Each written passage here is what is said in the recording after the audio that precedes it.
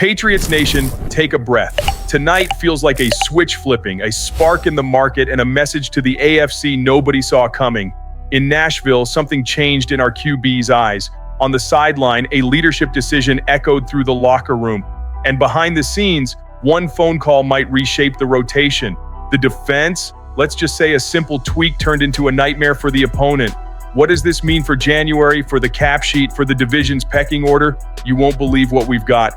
So sit down, drop a like, and let's dive straight in. Stick with me. In Nashville, Patriots fans didn't just watch a win, they watched a team finally remember what dominance feels like. 4 straight victories, 5-2 on the year, and a quarterback who played like he was operating in another dimension. Drake May completed 21 of 23 passes for 2 touchdowns and added 62 yards on the ground. Numbers that would make a veteran grin. But what truly impressed was the control.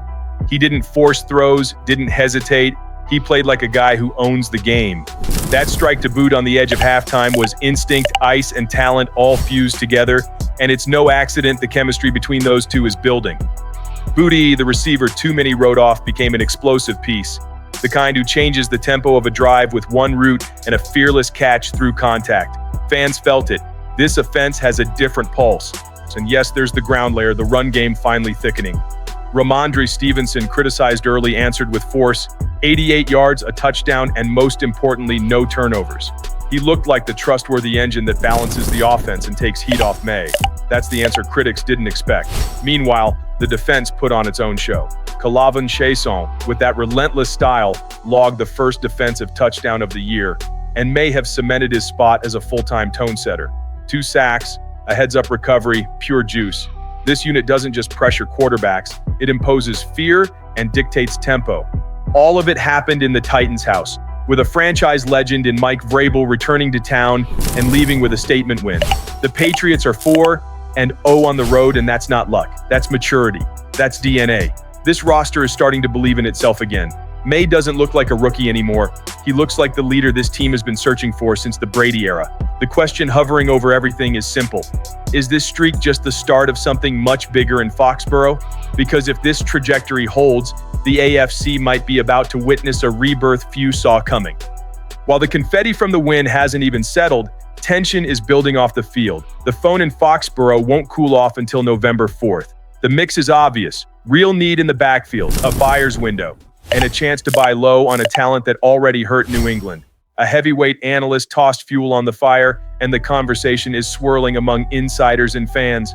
The question lighting up group chats is blunt. Is it worth moving a defensive piece to turbocharge the offense without betraying the identity that's winning? On the do-it-now side, the logic is clean. With Antonio Gibson out for the year, the running back room needs density and a complement to Ramondre. Enter Dameon Pierce, the same back who ripped 939 yards as a rookie, and even with reduced usage last season, flashed efficiency in limited touches, including a jolt of a performance against New England. Power through contact, low center of gravity, balance after first hit, perfect profile for short to mid yardage, especially on cold nights in the Northeast. The cost, that's where it heats up. ESPN's Bill Barnwell floated a scenario. The Patriots call Houston about Pierce, and to make the math work, consider sending Kyle Duggar with cash flexibility. The argument, Duggar's deal bites the cap, his role has fluctuated, and the Texans need help on the back end. In return, New England gets a physical running back for cheap and open space to accelerate a younger defensive rotation. For Houston, it's an immediate starter and a mentor while their youngsters develop in a slimmer role. But there's a hold on.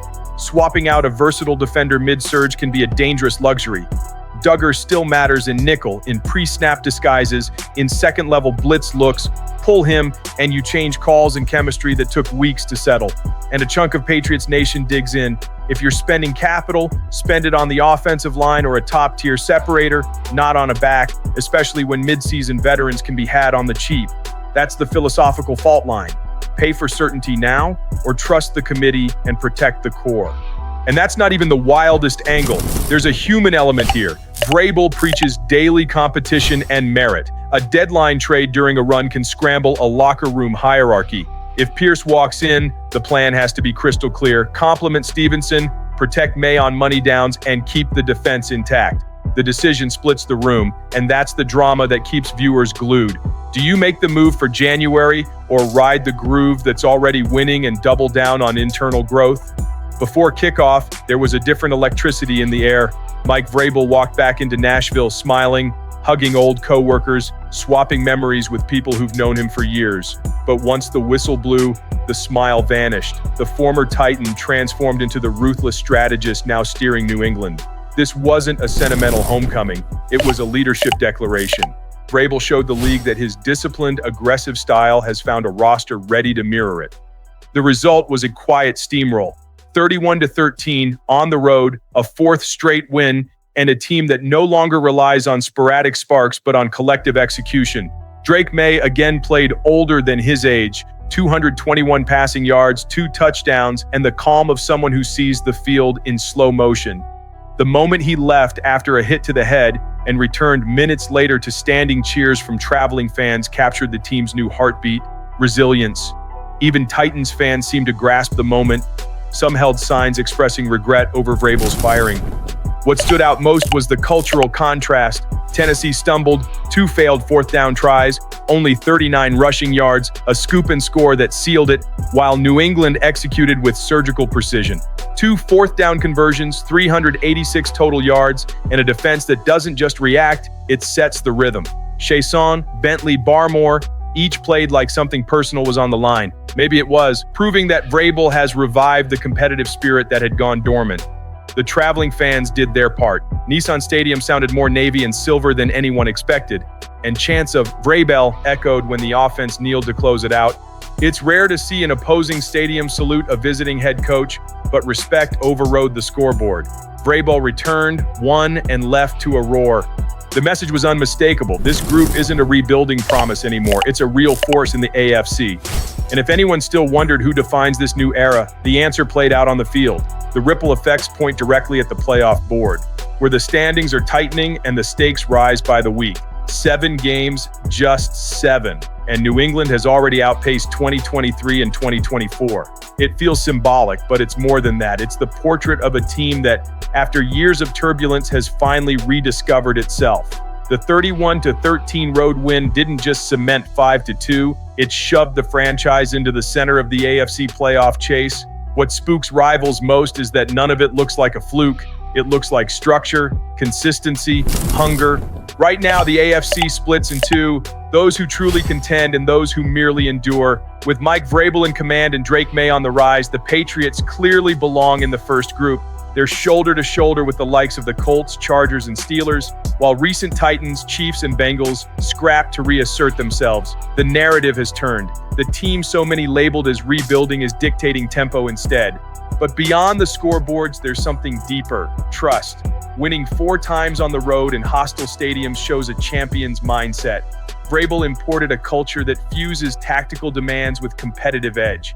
He restored the identity that long defined New England: discipline, execution, cold-blooded clarity in pivotal moments. You see it in every stat: fourth down nerve, absence of sloppy mistakes, and an offense that cashes every opening.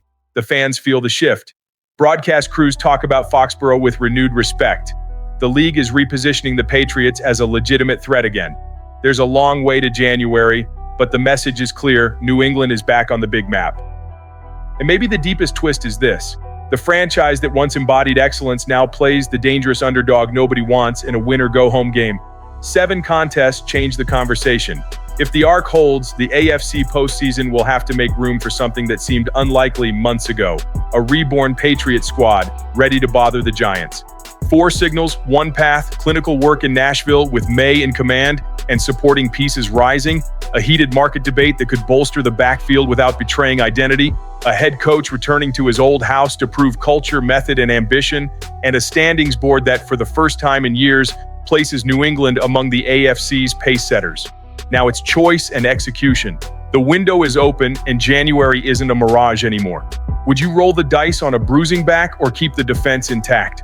Drop your take, hit like, subscribe, and turn on alerts. Tell me your move in the comments below. Now, Patriots Nation decides.